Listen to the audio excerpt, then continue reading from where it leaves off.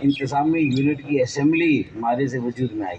اس سے پہلے یہ فرنٹیئر کانسٹیبلری ریگولیشن FCR کے تحت چلتا تھا، اور وہاں کے عوام کی شبانہ روز محنت، جدوجہد اور لگن کی وجہ سے پھر پاکستان کی تمام سیاسی جماعتوں نے ان اصلاحات پر اتفاق رائے کیا، کنسنسس کیا، اور میں سینہ ٹھوک کر کہہ سکتا ہوں کہ MQM پاکستان کا اس میں ایک کلیدی کردار تھا، کیونکہ یہ ہمارا شمالی علاقہ ہے، پاکستان کے ساتھ شمالی علاقہ، اور ہم پاکستان کے جنوب میں ہیں. جو ہمارے مسائل ہیں وہ ان کے مسائل ہیں، ان پر بھی ظلم اور ناانصافی کا ایک طویل سلسلہ قائم رہا ہے. جو شہر کراچی اور یہاں جو تحریک بنی متحدہ قومی موومنٹ اور جو کچھ ہمارے ساتھ ماضی میں ہوا آپ کے سامنے، تو میرے خیال میں آج کسی ہمالیہ، کراکورم اور ہندو کش پہاڑی سلسلے کے سنگم میں واقع یہ جو وادی ہے گلگت بلتستان کی، وہاں کے نوجوانوں کی ایک بہت بڑی تنظیم، ہزاروں ان کے ممبرز ہیں جن کی لسٹ ان کے پاس موجود ہے، جن کے کانٹیکٹ نمبر ان کے پاس موجود ہیں، وہ ڈیٹا سارا ان کے پاس موجود ہے. یہ اپنے تمام ہزاروں کارکنوں کے ساتھ بلتستان اسٹوڈنٹس فیڈریشن آج MQM میں، جو کہ ایک مرکزی جماعت ہے، قومی جماعت ہے، اور اس کی ذیلی تنظیم آل پاکستان متحدہ اسٹوڈنٹس آرگنائزیشن میں خود کو ضم کر رہے ہیں. اور یہ BSF آئندہ سے آل پاکستان متحدہ اسٹوڈنٹس آرگنائزیشن بلتستان چیپٹر ہوگا. تو یہ ہزاروں کارکنوں کے ساتھ شمولیت انہوں نے کی ہے. میری APMSO کی کیبنٹ بھی یہاں پر موجود ہے، اور جو احتشام بھائی جو میرے بائیں جانب تشریف رکھتے ہیں، یہ BSF کے صدر ہیں. ٹھیک ہے. اچھا، ان کی خوبصورتی یہ ہے کہ ان کی ایک اچھی خاصی پریزنس کراچی میں بھی ہے، کراچی کی مختلف جامعات میں ہیں، کراچی کی مختلف درسگاہوں میں ہیں، کراچی کے مختلف علاقوں میں ہیں. یہ گلگت بلتستان کا آدھا ہے، یعنی بلتستان. باقی جو گلگت کا علاقہ ہے وہاں کے طلباء اور طالبات بھی بلتستان اسٹوڈنٹس فیڈریشن کے ساتھ رابطے میں ہیں. یہ انتہائی خوش آئند ہے کہ جب پاکستان اپنی تاریخ کے ایک اہم موڑ پر آیا ہے، جب پاکستان نے وزیر اعظم شہباز شریف اور موجودہ حکومت، جو موجودہ مخلوط حکومت ہے PMLN کی، جس میں MQM کا بھی ایک کلیدی حصہ ہے اور کردار ہے، جس نے چیف آف ڈیفنس فورسز جناب جنرل عاصم منیر صاحب کے ساتھ مل کے شہباز شریف صاحب نے جو پاکستان کی خارجہ پالیسی کا لوہا پوری دنیا میں منوایا، اپنی سفارتکاری کا گر پوری دنیا کو سکھایا. اور اس اہم موقع پر اگر ہم یہ دیکھیں کہ جہاں ایک ایسا علاقہ جو کہ جنگ زدہ علاقہ ہے، اور ایران جہاں پر آج پاکستان کے پرچم جو ہے وہ جگہ جگہ ایران کے مختلف شاہراہوں پر ایرانی پرچم کے ساتھ آویزہ نظر آ رہے ہیں، جہاں جنرل عاصم منیر صاحب کی تصاویر آویزہ ہیں، جہاں شہباز شریف صاحب کا ذکر ہے، ان کی تصاویر ہے، اور پاکستان کے گن گائے جا رہے ہیں، جہاں پاکستان نے گزشتہ سال مارکائے حق میں اپنی عسکری دفاعی جو صلاحیتیں ہیں اس کا لوہا منوایا. مودی سرکار اور بھارتی حکومت کو دھول چٹائی، پوری دنیا میں ان کا اصل چہرہ بے نقاب کیا، پاکستان کو عزت، احترام اور وقار کی بلندیاں عطا کی. 10 مئی 2025 اور آج جب ہم 2026 میں ہیں تو اللہ کے فضل و کرم سے یہ مارکائے حق سے ہم مارکائے عالمی امن کی طرف چلے گئے ہیں.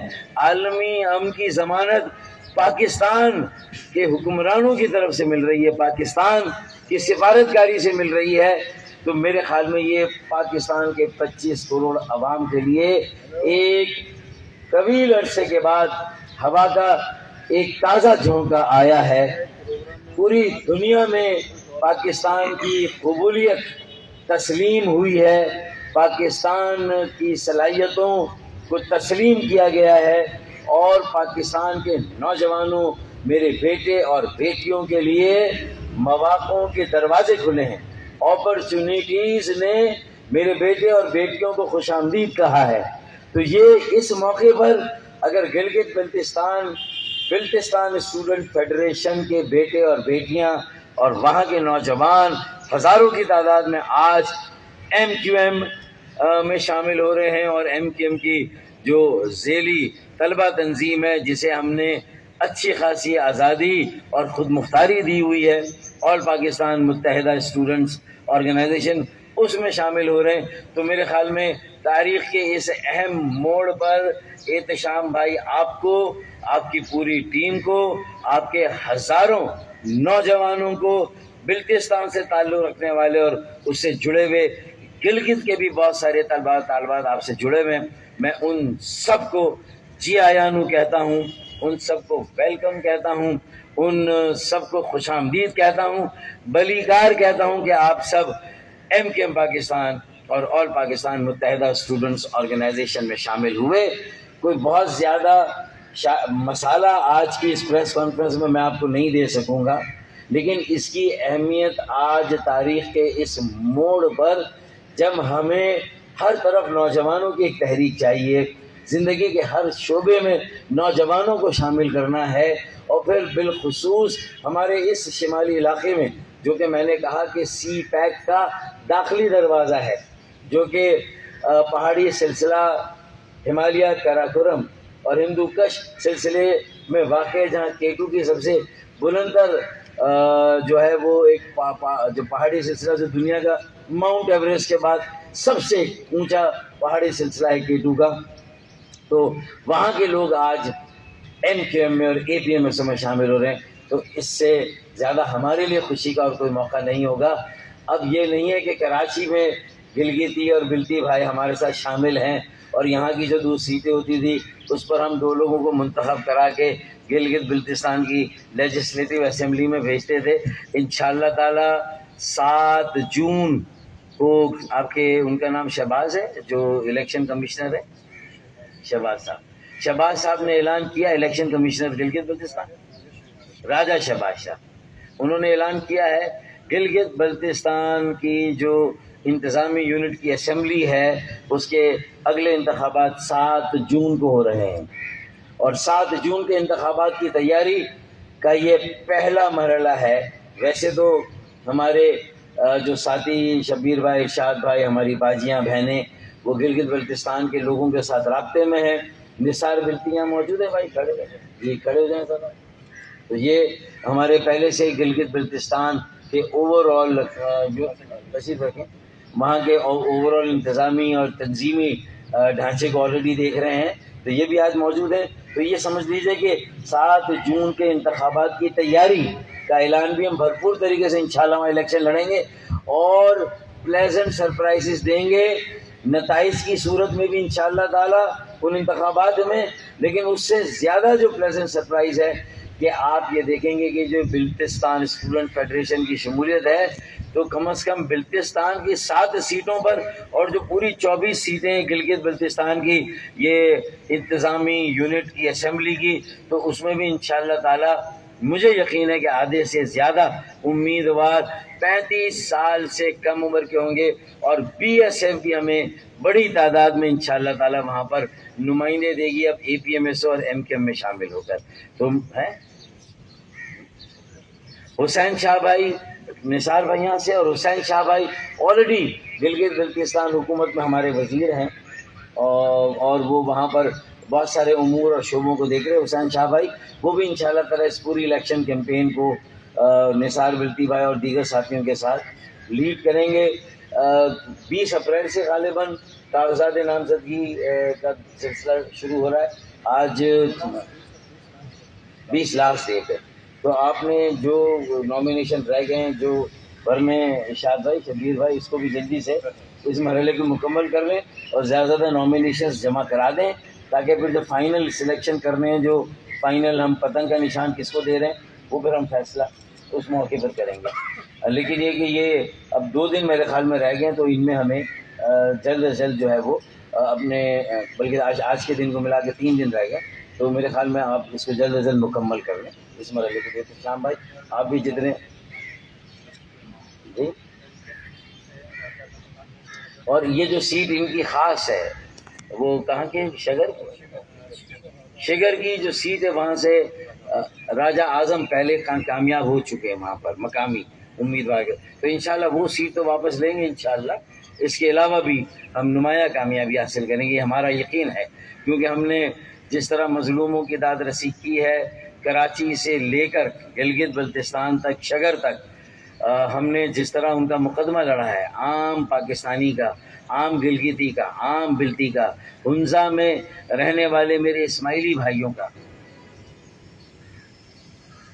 اب ظاہر ہے کہ ایک منشور بنیادی طور پر وہ بھی میں آج ان کی موجودگی میں بتا دوں کہ وہاں پر کوئی ایسی جامعہ نہیں ہے جو کہ میڈیکل یعنی ڈاکٹرز جو پروڈیوس کرے، جو شعبہ طب میں اچھے ڈاکٹرز پروڈیوس کرے، یا انجینئرنگ یونیورسٹی.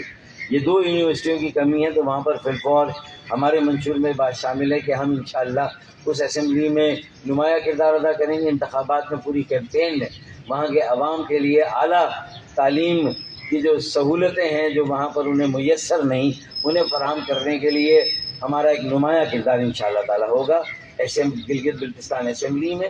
اور انشاءاللہ وہاں کی حکومت جو آئندہ آنے والی ہے اس میں انشاءاللہ MQM کا پاکستان کا بھی ایک نمایاں حصہ ہوگا انشاءاللہ تعالی. تو ہم وہاں یہ یونیورسٹیاں قائم کریں گے، انجینئرنگ بھی اور میڈیکل یونیورسٹی بھی انشاءاللہ.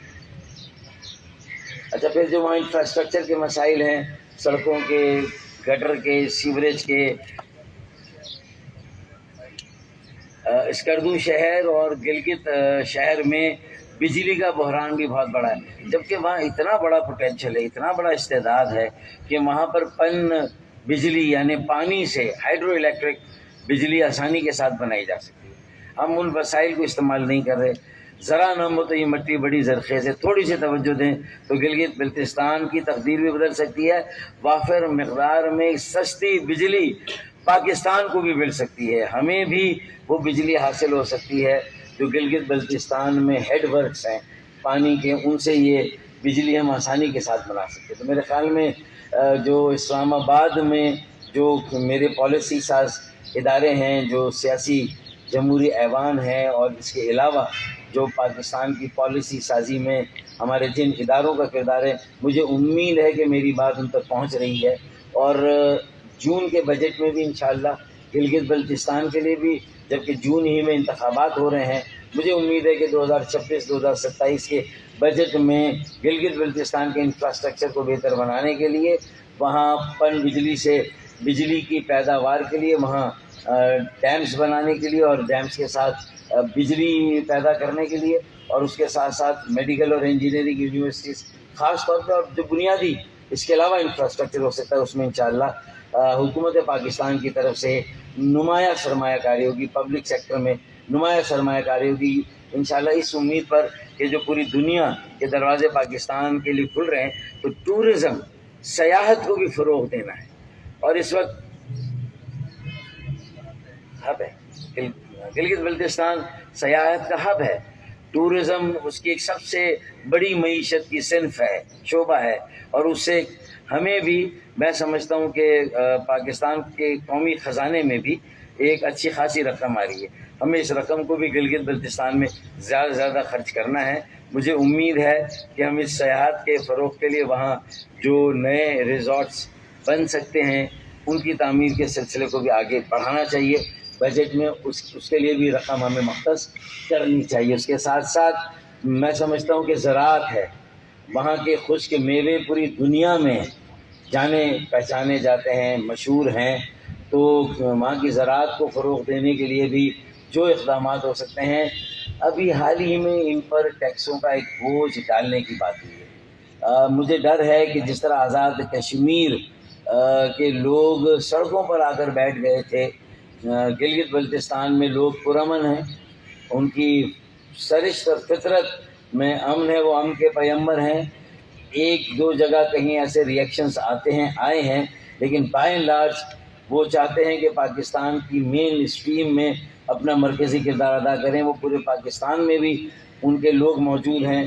ہر خطے میں گلگتی اور بلتی میرے بھائی، میری بہنیں، میرے بیٹے، میری بیٹیاں موجود ہیں. تو مجھے امید ہے کہ انہیں ہم پاکستان کا ایک لازمی اٹوٹ انگ سمجھ کے آج 2009 کی امپاورمنٹ اور سیلف گورننس کا آرڈر ہے، اس کے تحت ہم نے انہیں خود مختاری دی ہے، فرنٹیئر کانسٹیبلری ریگولیشن سے ان کو آزاد کیا ہے. مجھے امید ہے کہ آگے تھوڑی سی ہمت کا مظاہرہ کر کے گلگت بلتستان کے عوام کی رائے سے اگر جو ہے وہ اسے پاکستان کا باقاعدہ حصہ بنانا ہے تو اس میں بھی جس طرح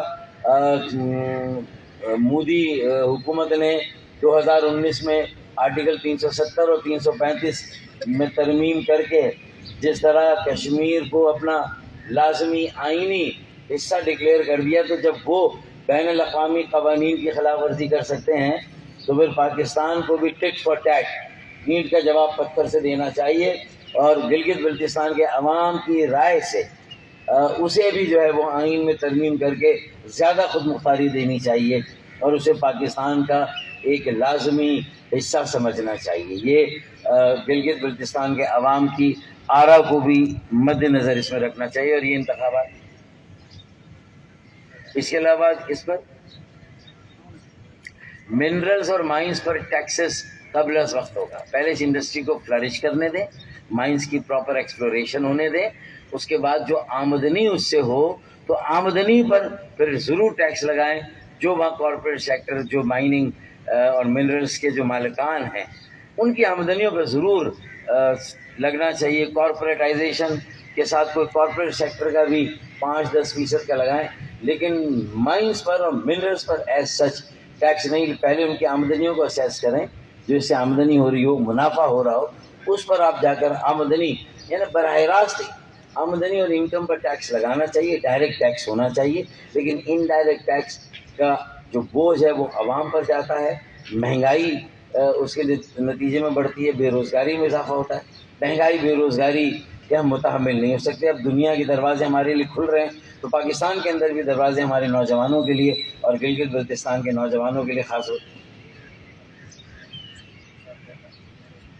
گلگت بلتستان کا ایک ٹنل ہے، ان کا ایک رستہ ہے گلگت اسکردو روڈ، اس کی بھی آپ بھی کس گلگت بلتستان میں جو بلتستان شکریہ فاروق بھائی اور تمام مرکزی قائدین کا میں شکریہ ادا کرتا ہوں کہ آج میں مکمل طور پر اعلان کرتا ہوں، میں اپنی ساتھیوں سمیت آج MQM پاکستان میں مکمل طور پر شامل ہو گیا. اور گلگت بلتستان میں ہونے والے جو ظلم ہے، جبر ہے، ہم اس کے لیے مل کر فاروق بھائی اور تمام مرکزی قائدین کے ساتھ مل کر آواز اٹھائیں گے. اور آنے والے الیکشن میں اور اس کے بعد بھی گلگت بلتستان کے اندر جو مختلف ایشوز ہیں ہم ان پہ بات کریں گے. خاص طور پر گلگت بلتستان کے اندر کوئی میڈیکل یونیورسٹی نہیں ہے، ہم اس کے لیے آواز اٹھائیں گے. گلگت بلتستان کے اندر انجینئرنگ یونیورسٹی نہیں ہے، ہم اس کے لیے آواز اٹھائیں گے. منرلس اینڈ مائنس جو ٹیکس عوام کے اوپر نافذ کیا گیا ہے، ہم اس کے لیے آواز اٹھائیں گے. وہاں کے جو بے روزگار ہیں گلگت بلتستان کے اندر، تقریباً جو خاص طور پر جو پڑھے لکھے طبقے ہیں، 40 سے 50 ہزار جو لوگ ہیں وہ بے روزگار ہیں، ہم ان کے لیے آواز اٹھائیں گے. اور اسکردو اور گلگت جو روڈ ہے اس پر جو ٹنل نہیں بنایا گیا اس کے لیے آواز اٹھائیں گے. تو ہم تمام جو MQM کے مرکزی قائدین، خاص طور پر فاروق بھائی اور ان سب کے ساتھ مل کر گلگت بلتستان کے خالد مقبول صدیقی بھائی اور ان سب کے ساتھ مل کر ہم جو بھی اکابرین ہیں MQM پاکستان کے، ان کے ساتھ مل کر ہر فارم پر گلگت بلتستان کے لوگوں کے لیے آواز اٹھائیں گے. اور گلگت بلتستان کی بنیادی جو حقوق ہے، انفراسٹرکچر کے ایشوز ہے، میڈیکل ہیلتھ کے ایشوز ہے، اور خاص طور پر ایجوکیشن کے حوالے سے ایشوز ہے. ضلع شگر جہاں سے میں تعلق رکھتا ہوں وہاں پر کوئی ڈاکٹر وغیرہ موجود نہیں ہے. اور جس گاؤں سے میں تعلق رکھتا ہوں شگر وزیر پور، وہاں کے اسکول میں پڑھانے کے لیے ٹیچرز وغیرہ موجود نہیں ہیں، سائنس کے، کمپیوٹر پڑھانے کے لیے، بایو پڑھانے کے لیے. تو وہاں کی جو ایجوکیشن سسٹم ہے اس کو تباہ کیا ہوا ہے. ہیلتھ کے اندر پورا شگر کی جو آبادی ہے تقریباً 46,000 ہیں. 46,000 ہونے کے باوجود وہاں پہ کوئی اچھی ہاسپٹل نہیں ہے، ڈاکٹر نہیں ہے، MRI کی مشین نہیں ہے. وہ تو پورے گلگت بلتستان میں نہیں ہے. ان چیزوں کے لیے ہم MQM کے مرکزی قائدین اور MQM پاکستان کے تمام مرکزی قائدین کے ساتھ مل کر گلگت بلتستان کی حقوق کی بات کریں گے اور اسمبلیز میں آواز اٹھائیں گے اور سینٹ میں آواز اٹھائیں گے اور تمام جو ہر جگہ پر ہر پلیٹ فارم پر گلگت بلتستان کی عوامی حقوق کی بات کریں گے اور عوامی حقوق کے لیے ہم مل کر جدوجہد کریں گے. خاص طور پر بلتستان میں جو گرمیوں میں بجلی کا بہت بحران ہوتا ہے اور ان سب کے لیے مل کر ہم فاروق بھائی کی قیادت میں، خالد مقبول صدیقی کی قیادت میں اور MQM کے تمام مرکزی قائدین کی قیادت میں ہم مل کر ان کے لیے جدوجہد کریں گے اور ہر فورم پر ہم آواز اٹھائیں گے. اور ضرورت پڑی تو اسلام آباد بھی آئیں گے، بہت زیادہ دور نہیں گلگت بلتستان سے. اچھا ایک آخری بات کر دوں، یہ جو ڈیزل کی قیمتوں میں جسے کہتے ہیں نا کہ اونٹ کے منہ میں زیرہ، مطلب یہ جو 32 روپے کی کمی ہوئی ہے، اسے میں چلیں دیر آئے درست آئے، کچھ کہیں سلسلہ شروع ہوا، لیکن اگر chief of army staff Tehran میں جا کر، ایک جنگ زدہ علاقے میں جا کر، پاسداران کے جو مرکزی ہیڈ کوارٹر ہے خاتم الانبیاء ہیڈ کوارٹر میں جا کر اگر دورہ کرتے ہیں تو میرے خیال میں پھر ایران اب تک جو سروائیو کر رہا ہے اپنی نظریاتی اساس کی بنیاد پر اور اس کے بعد تیل کے ذخائر کی بنیاد پر، یہ دو چیزیں اس کے پاس ہیں. ہم بھی ایک نظریاتی ملک ہیں انشاءاللہ، اور ایران اگر کل ہمارے ساتھ شانہ بشانہ کھڑا ہوتا ہماری تعمیر و ترقی کے عمل میں، تو ہمیں ابھی سے اس امید پر مزید ڈیزل کی قیمتوں کو کم کرنا چاہیے. مجھے امید ہے کہ سب سے زیادہ فائدہ پاکستان کے اس عالمی قیام امن کی جو جدوجہد ہے اس کا پاکستان کو پہنچنا چاہیے. اور انشاءاللہ جب ایران آپ کے ساتھ کھڑا ہوگا اور وہاں سے امریکہ بھی خوش ہوگا اور آپ کی تعریفیں کرتے ہوئے ڈونلڈ ٹرمپ نہیں تھکے گا، تو مجھے امید ہے کہ ہم اس کا بہت بڑا معاشی فائدہ اٹھا سکتے ہیں، ہم بنیادی شعبوں میں بہت تیزی سے ترقی کر سکتے ہیں. تو مجھے امید ہے کہ اب ہم لوگوں کو یہ موقع کیسے دیں گے، اپنے ملک میں ٹیکس کی شرح کم کر کے. پیٹرولیم لیوی سے 1.5 ماہ میں 80 ارب روپے جمع ہوئے، تو 3 ماہ میں کتنے جمع ہوں گے؟ 160. اور 12 ماہ میں پھر کتنے جمع ہوں گے؟ لگا لینا بھائی، 624 بتائے نا، ہے 640 ارب. اب یہ کہ 640 ارب سال میں آپ جمع کر رہے ہیں، 640 ارب جمع کر رہے ہیں. یار یہ 640 ارب ختم کر دیں، پیٹرولیم لیوی ختم کر دیں. ہر سیاسی جماعت جو حکومت میں آئی ہے، پیپلز پارٹی، PML اور PTI، یہ جب اپوزیشن میں ہوتی تھی تو یہ سب کہتی تھی یہ بھتہ ہے، گنڈا ٹیکس ہے. عوام کو ریلیف دیں یار. گلگت بلتستان کے عوام بھی دعا دیں گے، پاکستان کے عوام بھی دعا دیں گے، اور آپ کو جو ترقی کے مراکز، آپ کے شہر کراچی پیچھے مڑ کر نہیں دے گا. اب ڈیزل پہ آپ نے 32 روپے کمی کی ہے تو بسم اللہ کریں، ہمت کریں، اور پیٹرول پر بھی جو ہے وہ یہ کوئی نمایاں کمی کر کے دکھائیں اور لوگوں کو کوئی اچھی خبر دیں، لوگوں کو امید دیں، اعتماد دیں. مجھے امید ہے آج ہم نے اچھی خبر دی ہے. یہ بھی تیل اور پیٹرول کی قیمتیں کم کرنے کے برابر ہے. نوجوانوں کی بڑی کھیپ ہم نے پاکستان کے ساتھ کھڑی کر دی، یہ کچھ کم نہیں ہے. تو ہماری خدمات یہ ہے، آپ بھی کچھ کریں بھائی، چلیں. بہت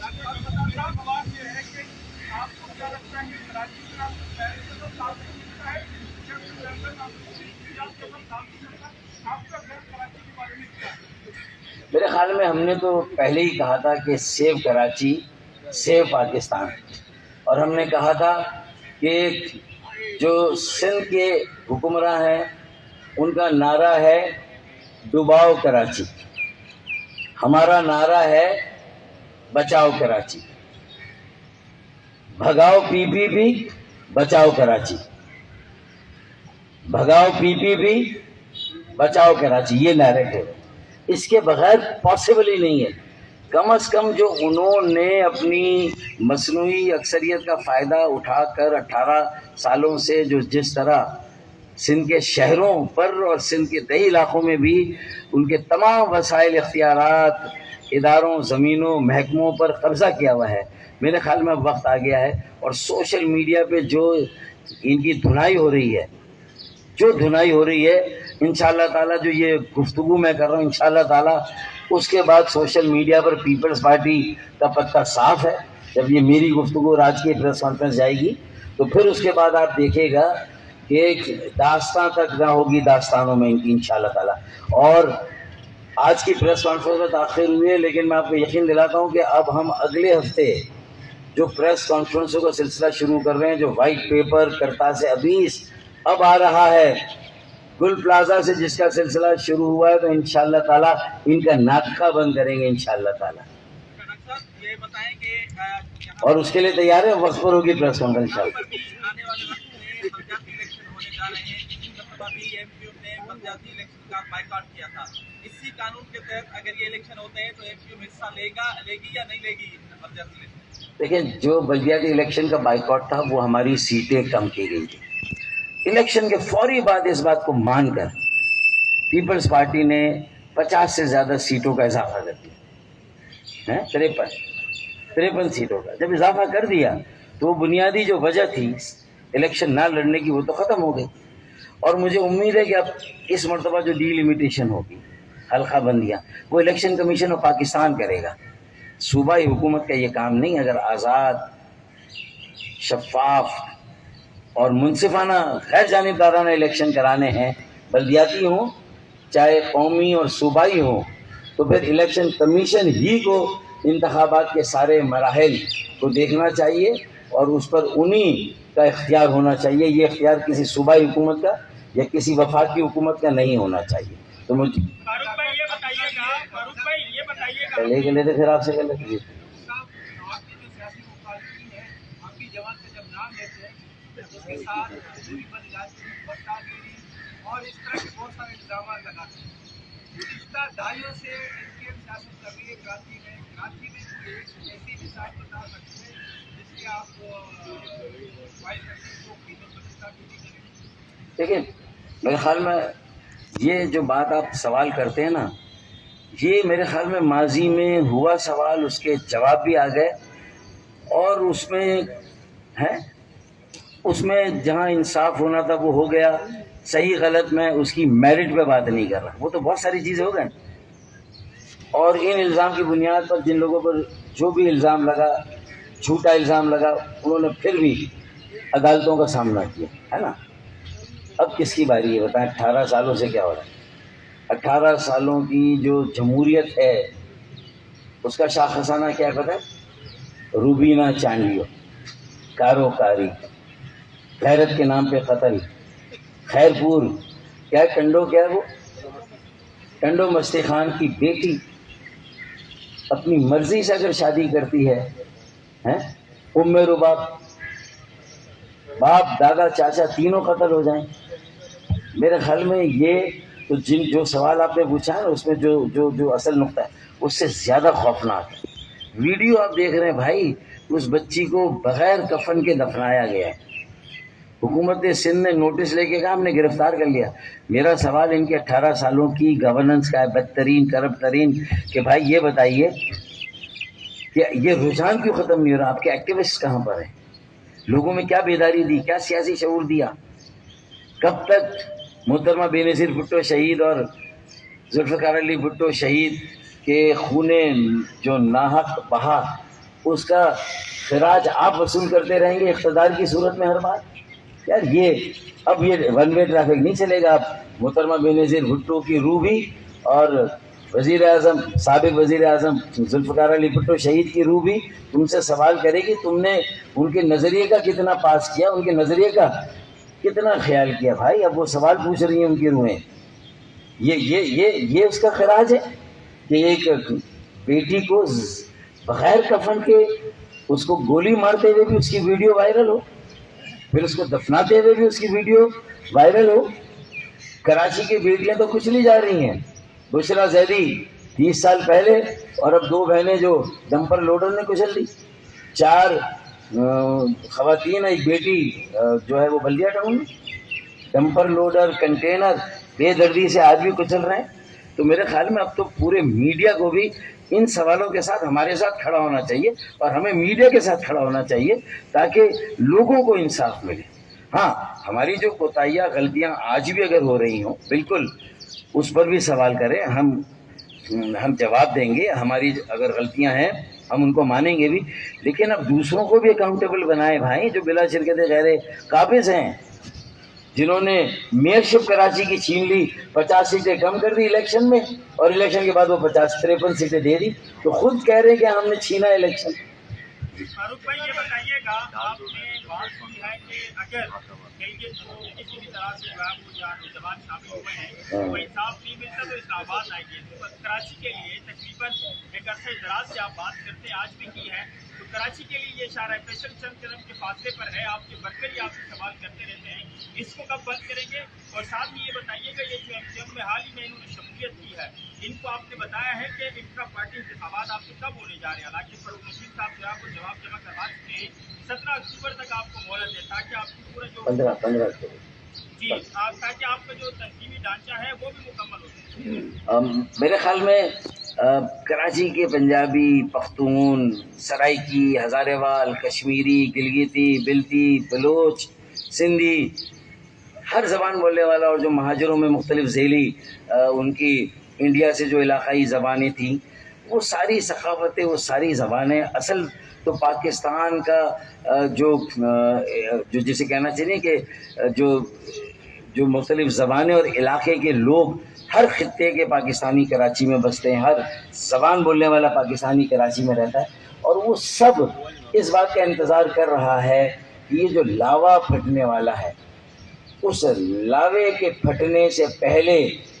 MKM Pakistan save Karachi save Pakistan کے نام پر، PPP بھگاؤ کراچی بچاؤ کے نام پر کب لوگوں کو کال دے گی اور لوگ سڑکوں پر آئیں گے، تو میں آپ کو یقین دلاتا ہوں کہ انشاءاللہ تعالیٰ وہ دن بہت دور نہیں ہے، بہت دور نہیں انشاءاللہ تعالیٰ، یہ میں آپ کو یقین دلاتا ہوں۔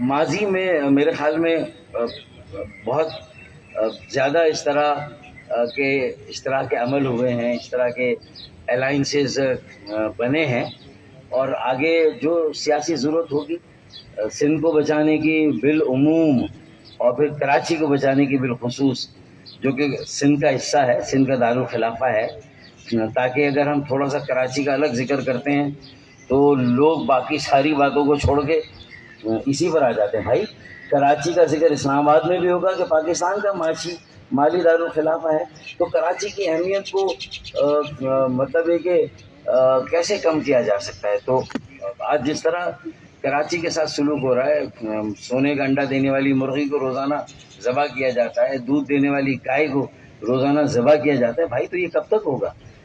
سوتیلے سے بھی زیادہ برا سلوک ہو رہا ہے، دیوار سے لگایا نہیں گیا، دیوار میں چنوا دیا گیا بھائی، تو اس کے بعد بچا کیا؟ چلے میرے خیال میں ٹھیک ہے بھائی، تھینک یو سو مچ۔